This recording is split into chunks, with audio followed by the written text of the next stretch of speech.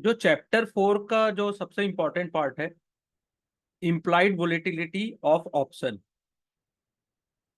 ऐसे तो practically term में अपन जानते हैं कि जब भी आईवी हाई होता है, यानी कि कोई ना कोई अच्छी न्यूज या खराब न्यूज मार्केट में आने वाली होती है, तभी आईवी जो होता है ऑप्शन या स्ट्राइक प्राइस का, वो हाई होता है। ठीक है, जैसे अभी लास्ट के 2-4 दिनों में भी आपने देखा होगा कि जो निफ्टी का जो आईवी है वो कुछ ज्यादा ही हाई है, चाहे पुट पुट का हो चाहे कॉल का हो। तो जब भी अनएक्सपेक्टेड थिंग या ऐसा कुछ आने वाला होता है, जैसे कल फेड का अनाउंसमेंट था रेट कट के अकॉर्डिंग, और उससे पहले यूएस इलेक्शन का रिजल्ट था, तो आईवी ऐसे समय में हाई होती है। ठीक है, लेकिन अपन उसको प्रैक्टिकल टर्म में जानते हैं, थ्योरेटिकल थोड़ा अपन देख लेते हैं कि उसको क्या डिटेल में और क्या कहते हैं। The volatility of underlying assets is one of the most important factor affecting the price of option price. जो वोलेटिलिटी है वो तो ऑप्शन के प्राइस को सबसे ज्यादा इफेक्ट करता है, but volatility is invisible. So how do we measure? अपन उसको कैसे मेजर कर सकते हैं? By measuring volatility, by measuring the percentage price change in the underlying over a historical period. एक हिस्टोरिकल पीरियड में जो प्राइस जो चेंज हुआ परसेंटेज में, उसके अकॉर्डिंग अपन वोलेटिलिटी चेक करते हैं। जैसे एग्जांपल दिया है, we can take the weekly percentage change in Nifty over the past 1 year and compute the standard deviation of this weekly price change. ठीक है, अपन क्या किए कि निफ्टी का वीकली परसेंटेज चेंज लास्ट 1 साल में कितना हुआ, और उसका स्टैंडर्ड डेविएशन कितना हुआ वीकली प्राइस चेंज में, तो उसको कैलकुलेट कर लिए। This will tell us how volatile Nifty was over the past 1 year. This measure the volatility is known as historical volatility. ठीक है, HV. But option trader do not use just the historical of stock to compute the price of option on the stock. तो historical जो volatility है उसको option जो trader हो ज्यादा भाव नहीं देते हैं, जो मेन है वो आईवी को ही देखते हैं। Market participate are more interested in finding out how volatile the stock is expected to be over the remaining life of the option. यानी कि रिमेनिंग लाइफ यानी कि एक्सपायरी तक कितना जो स्टॉक है कितना वोलेटाइल हो सकता है, उसको फाइंड करने में ज्यादा इंटरेस्टेड है। जैसे एग्जांपल दिया है, a pharmaceutical company stock price has range bound over the past 1 year. तो जो फार्मा का एक कोई स्टॉक है, मान लीजिए वो 1 साल से रेंज बाउंड में है, और इसकी हिस्टोरिकल वोलेटिलिटी कितनी है? 15%। Suppose the company is fighting a important court case and verdict is expected to announce in next week. अब कंपनी कोई कोर्ट केस लड़ रही है और उसका वर्डिक्ट जो है 1 हफ्ते में आने वाला है। अब favourable outcome of the court case is expected to boost the sale and profit of the company. अगर कंपनी के फेवर में वो चीज आ रही है तो कंपनी को सेल्स और प्रॉफिट में फायदा मिलने वाला है, बूस्ट होने वाला है। Most important product, while a unfavorable verdict will lead a huge loss। अगर अनफेवरेबल फेवरेबल रहा तो क्या होगा? कंपनी को बड़ा लॉस हो सकता है। In such a case the expected volatility of stock over the next week will probably be much higher than historical। तो हिस्टोरिकल इसकी 15 है, लेकिन कुछ जगह ऐसा हो सकता है कि ये हाई जा सकती है 70 to 80%।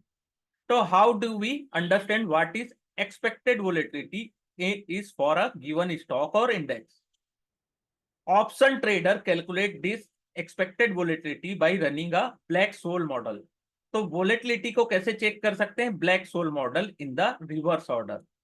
Suppose we know that when a index is 17,516, index 17,562 पे है, और call option with a strike price of 17,500, और 9 दिन की एक्सपायरी बची है, तो 95 पे ट्रेड हो रहा है। We also know that interest rate currently it is 6%. Since we have all data we need expect the underlying volatility, we can simply plug all this data into the Black-Scholes model and calculate what volatility should be in order to get the option price of 95. This type of underlying volatility is known as implied volatility of the asset. It is different from historical. of assets price because it is work from the option price rather than historical price movement of the asset. तो ये option price के ऊपर work करता है, ना कि उसके historical price के ऊपर। इसलिए हमेशा ऑप्शन में ट्रेड करें तो आईवी को सबसे इंपॉर्टेंट फैक्टर माना जाता है। So how does calculating implied volatility help us as a option trader? Implied volatility एक ऑप्शन ट्रेडर को कितना हेल्प कर सकती है, इसके बारे में कैसे जान सकते हैं कि इम्प्लॉयड वोलेटिलिटी अपने को हेल्प करेगी? ठीक है, तो simply option trader use the implied volatility to understand whether it is right price to buy और सेल अ ऑप्शन। अगर आईवी ज्यादा है या कम है तो उसके अनुसार ऑप्शन ट्रेडर डिसाइड करता है कि इसको बाय करना है कि सेल करना है। Usually when the implied volatility is high option trader starts selling option. जब आईवी हाई होता है या अपने प्राइस से ऑप्शन प्राइस ज्यादा है तो क्या करते हैं, ऑप्शन ट्रेडर उसको सेल करते हैं। जब आईवी लो है तो ट्रेडर क्या करते हैं, उस ऑप्शन को बाय करते हैं। In the example of pharmaceutical industries, suppose that IV is around 80% just a day before the court verdict. तो आईवी 80% है कोर्ट वर्डिक्ट के एक दिन पहले। This is much higher than historical volatility of stock which was 15%। Option trader would like to sell option on stock just before the announcement of verdict. तो option trader क्या करते हैं, option को cell करते हैं। ठीक है, this is because high implied volatility means the option price itself is very high. अगर आईवी हाई है इसका मतलब ये है कि ऑप्शन प्राइस भी बहुत हाई है। However, conscious about the fact that they are at the receiving end of the asymmetric nature of the option payoff, the option writer tend to extract higher premium from option buyer, which work as margin of safety for them। ठीक है, तो option writer क्या करता है, option buyer से ज्यादा premium वसूल करता है। In the above example of pharma company, if put option writer had already factored in the impact of adverse verdict on the stock while writing those options, then even a adverse verdict may not really lead to loss for the writers. Similarly, even stock rise sharply on the back of favorable court verdict, the call writer may not incur huge loss. Had they factored that possibility in option pricing and sold those options at higher premium? तो जब भी ivy high होता है तो option sellers ज्यादा active होते हैं, ना कि ऑप्शन बायर्स। यहां तक क्लियर हुआ sir? Analysis of option from perspective of buyer and seller. ठीक है, तो एनालिसिस करना है ऑप्शन को बायर और सेलर पॉइंट से ना। An important decision that a trader need to make in which option he should trade. ठीक है, सबसे इंपॉर्टेंट डिसीजन क्या होता है ऑप्शन के लिए, कि वो इन द मनी ट्रेड कर रहे हैं, एट द मनी कर रहे हैं या out of the money. Among other things, a trader must also consider premium of these three options in order to make a educated decision. As discussed earlier, there are two components in option premium. पहला होता है intrinsic और time value. If the option is deeply in the money, तो उसकी intrinsic value ज्यादा होती है। Deep जितना होता है उतना intrinsic value ज्यादा होता है। So the option value or premium is high. In case of at the money or out of the money, there is no intrinsic value. Only time value होता है, तो option remain cheaper compare to in the money. Therefore option buyer pay higher premium for in the money option compare to at the और out the money. तो option buyer को in the money के लिए ज्यादा price paid करना होता है compare to at the और out of the money. At the money option, the uncertainty is highest as compared to in the money or out of the money. This is because we know that when an option is in the money or out of the money, if the price moves somewhat in either direction, the option will still largely remain in the money or out of the money as the case may be. But in case of at the money, a small price movement is either direction can tip the option from at the money to in the money or out of the money. ठीक है, तो इन the money में क्या होता है कि अगर कोई भी मार्केट का जो डायरेक्शन थोड़ा भी चेंज होता है, तो जो इन द मनी है, जो डीप इन द मनी है वो इन द मनी में ही रहेगा, और जो आउट ऑफ द मनी है वो आउट ऑफ द मनी होगा। लेकिन एट द मनी जो होता है, एट द मनी, अगर मार्केट इधर आपके फेवर में नहीं गया तो वो आउट ऑफ द मनी हो जाएगा, और आपके फेवर में गया तो वो इन द मनी हो जाएगा। तो एट द मनी में सबसे ज्यादा अनसर्टेनिटी रहती है, ठीक है। क्योंकि मार्केट, अगर आपने एट द मनी का कॉल बाय किया और मार्केट आपके फेवर में ऊपर चला गया तो वो इन द मनी हो जाएगा, और एट द मनी कॉल लिया आपने और मार्केट वहां से नीचे चला गया तो क्या होता है, वो आउट ऑफ द मनी हो जाता है। There is huge uncertainty here, this uncertainty is a function of the time to expiry and the volatility of underline, both of which are capture in the time value, ठीक है। Analysis of call option trading from buyer perspective. Suppose index 17,562 चल रहा है, और let us consider call option with strike price of 17,300, 17,400, 500 और 600। A call option buyer will buy the option and pay the premium. Premium for various strike price, ये ऐसा दिया हुआ है, 17,300 का 327, 17,400 का 250, 17,500 का 185 और 17,600 का 130। तो 17,300 जो है वो डीप इन द मनी है, तो उसकी इंट्रिंसिक वैल्यू कितनी हुई, 262। और ठीक है, 17,500 से 562 से 17,300 अगर माइनस करे तो 262, वो उसकी इंट्रिंसिक वैल्यू हो गई। Hence the option premium will be at least equal to this value.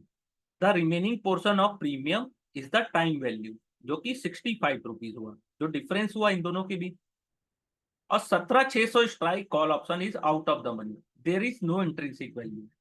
The entire option premium is attribute to risk associate with the time, तो टाइम वैल्यू बस उसमें बची रहती, ठीक है। तो ये इसका ब्रेक इवन पॉइंट दिया है 17,300 है, प्रीमियम कितनी है 327, ब्रेक इवन पॉइंट है 17,627। अगर 627 के ऊपर जाता है तब आपको प्रॉफिट हो, ठीक है। और 17,400, तो उसका ब्रेक इवन पॉइंट है 17,650, प्रीमियम उसकी 250 है, तो 17,500 का 17,685, और 17,600 का अगर आप कॉल लेते हो तो 17,730 के ऊपर जाने पे ही आपको प्रॉफिट होगा, ठीक है। Index closing value on expiry, अगर 1700 पे एक्सपायरी होता है तो सबको लॉस है, 17,100 में भी सभी को लॉस है, 17,500 तक सबको, ये 17,300 तक सभी को इक्वल लॉस है। लेकिन 17,400 में एक्सपायरी होगा तो 17,300 वाले को 227 पॉइंट का लॉस होगा, और बाकी को जितना उन्होंने प्रीमियम पेड किया था। 17,500 अगर आता है तो 17,300 वाले को 127 पॉइंट लॉस होगा, और 17,400 वाले को 150 पॉइंट। तो इसका ग्राफ दिया गया है कि जिस कौन कौन सी एक्सपायरी में कैसा, या कौन से इस अंडरलाइंग, यानी कि किस स्ट्राइक प्राइस में अगर एक्सपायरी होती है तो किसको कितना प्रॉफिट हो सकता है। तो 17,600 में अगर एक्सपायर होता है तो 17,300 के स्ट्राइक प्राइस वाले को केवल 27 रुपए का लॉस होगा, और 17,400 वाले को 50 रुपीज। लेकिन जहां 17,700 आता है तो यहाँ 70 का प्रॉफिट, 50 का प्रॉफिट, 15 का, और यहाँ 30 का, ठीक है। और वैसे ही जितना ऊपर जाते ही जाता है तो 17,300, 17,400, 17,500 और 17,600 के जो कॉल बायर्स है उनको प्रॉफिट होने लगता है। तो इसका ये ग्राफ दिया गया है, ठीक है। नेट पे ऑफ, ये इसका डायग्राम दिया गया है कि मार्केट जैसे ऊपर जाते जाएगा तो आपको कितना प्रॉफिट होगा, ठीक है। जैसे 17,400 का है तो उसको प्रॉफिट कहां से होना शुरू होगा, 17,600 से, ठीक है। 17,300 वाले को कहां से प्रॉफिट होगा, ये 17,250 के ऊपर जाना शुरू होगा तो, ठीक है। 17,500 वाले को कहां पे प्रॉफिट होगा, 17,500 के ऊपर अगर हो गया तो, ठीक है। ये 17,600 का है, तो ये सब इसके ब्रेक इवन पॉइंट है। अगर वहां से ऊपर जाएगा तो प्रॉफिट होगा, अगर उसके अंडर रह गया तो वो आपको लॉस होगा, इसके बारे में बताया गया। Profitability of call option, when a option buyer is bullish on stock on index, he can buy call option with any strike price. The choice of option would be better understood with return on investment. In each case, ROI is defined as net profit as percentage of premium paid by the option. Return of investment कितना होता है? Net profit as percentage of premium, कितना उन्होंने premium paid किया और उसके ऊपर उनको कितना प्रॉफिट हुआ. If index rise to 17,800 at maturity, the ROI for all four option will be as below. Profit on strike price of 17,300 कितना हुआ? 17,800 माइनस 17,300 माइनस 327 जो अपन ने प्रीमियम पेड की, तो कितने का प्रॉफिट हुआ? 53%. 17,400 का जो अपन ने कॉल बाय किया 250 के प्रीमियम में, तो 17,800 माइनस 17,400, और जो प्रीमियम अपन ने पेड किया उसके अलावा अपने को 150 का प्रॉफिट होगा. ठीक है. 17,500 में कैसे होगा? 17,500 में तो 17,800 17,500 का जो डिफरेंस है और जो प्रीमियम अपन ने पेड किया, तो उसके अलावा जो डिफरेंस अमाउंट बचेगा वो अपना प्रॉफिट होगा. तो आप देखते जाओगे कि 53, 60, 62, 17,600 में 17,800 माइनस 17,600, और जो अपन ने प्रीमियम 130 पेड किया, तो 70 रुपए का अपने को प्रॉफिट होगा, जो कि रिटर्न ऑफ इन्वेस्टमेंट होगा 54% का. ठीक है. अब analysis of call option trading from seller perspective.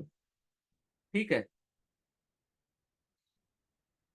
तो सेलर कौन होता है ऑप्शन का? जो मार्केट में मंदी देखता है या वीकनेस देखता है. ठीक है.